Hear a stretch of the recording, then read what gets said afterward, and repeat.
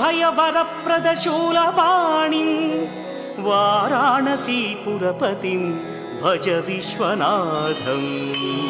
सीतांशुशोभितकिरीटविराजमानौ फालेक्षणानलविशोषितपञ्चबाणम् नागाधिपारचितभासुरकर्णपूरं वाराणसीपुरपतिं भज विश्वनाथम्। पञ्चाननं दुरितमत्तमतङ्गजानां नागान्तकं दनुजपुङ्गवपन्नगानां दावानलं मरणशोकजराटवीनां